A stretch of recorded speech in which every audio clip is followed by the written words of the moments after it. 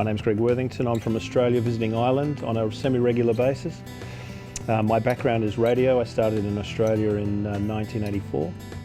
I actually started in newspapers in 1980, did a bit of television, and basically since about 1999 I've been working in about 23 countries, some of which I'm still working in, thankfully. Others I've gone in and helped radio networks and agencies on work on how to develop radio, how campaigns can be more effective, how radio stations can be more effective, and how they're going to grow into the future, which is where we are at today.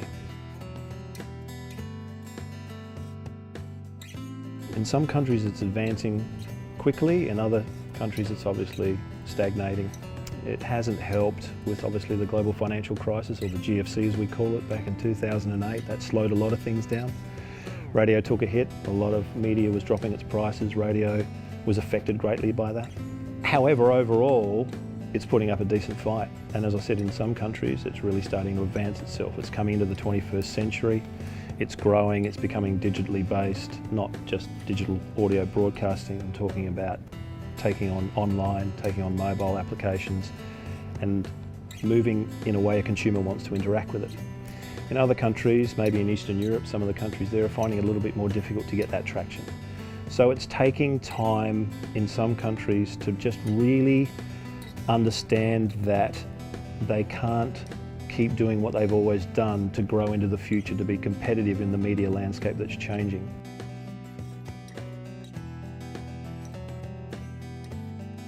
How consumers are using radio, the younger demographic today, how they interact with radio, what they expect from radio, and they want it now, they want it fast, they want it to be interactive, they want to access it on multi-platforms. And what I mean by multi-platforms is, traditionally, the demographic that I was in, just outside the 25 to 39, now that I sit here, is a situation where we would just listen to it and we'd have it on a single platform. It'd be on air, and occasionally you might see an outside broadcast, or you might see some kind of promotion on the street. Whereas now, multi-platform is online, it's mobile, it's social networks, it's all different kinds of interactive platforms that radio needs to use, because the consumers want to access it that way. They want to interact with a brand that is delivering certain things on Facebook. They want to interact with a brand that's doing things on Twitter. They want to interact with a brand that's doing things online. They want to be able to have mobile access, apps, all those kinds of things. Older demographics, not necessarily, but younger demographics, absolutely. I think for radio stations needing to evolve to that influence, they need to understand that they're a brand that delivers content across those multiple platforms, not a radio station that delivers content on air and then value adds all these other things in that aren't resourced.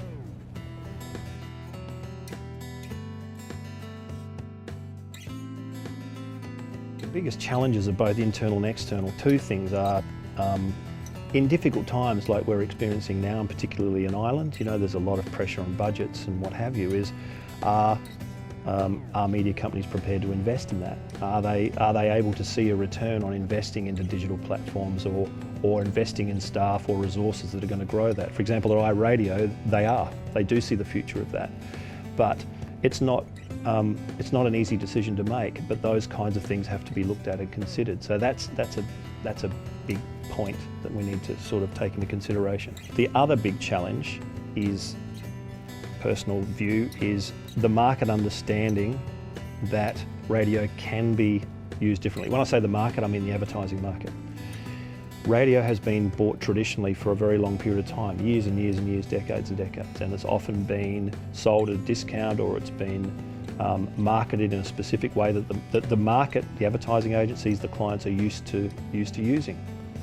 I think if radio stations can see that they can invest in a future where they can grow opportunities and can deliver multi-platform solutions and can interact with consumers on a better platform, then the agency market and the clients need to know that they can give radio stations the opportunity to try different campaigns for clients that may normally just use outdoor, they may normally use newspaper or normally use television.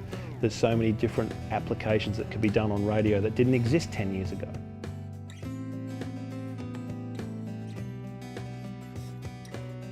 It's going to be a different perspective of radio. It's not just a single platform. It is branded content that is delivered across multiple platforms successfully. Execution is everything for the radio stations. They execute on air exceptionally well. It's what they're really good at. It's what they can do day in and day out faultlessly with the individual respect to individual formats. But when it comes to being able to deliver across all these digital platforms, that's where I think the future of radio is going to be. The other question is what we're dealing with digitally now in 2020, who knows? Is Facebook going to be here? Is Twitter going to be the fad? What are going to be the new social networks? What are we going to be dealing with? So unlike 10 years ago where you could forecast like that because everything was reasonably static, or 20 years ago I should say, it's a shifting game. So I think looking at the crystal ball that I have access to, I would say doing the current transition into digital delivery, multi-platform delivery exceptionally well, and it being a very established medium where it probably gets a larger share of revenue and a larger share of audience.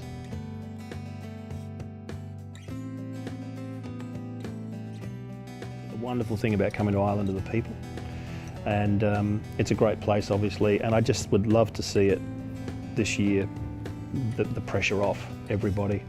It's gone through such a hard time. You guys are going through such a difficult time. You know, globally there's a lot of pressure, but Ireland is really doing it hard, and I just wish the best for that to change. And 2013 in some way, shape or form is a turnaround point where you guys can come up for air and get back to enjoying the crack, as you guys say a bit more.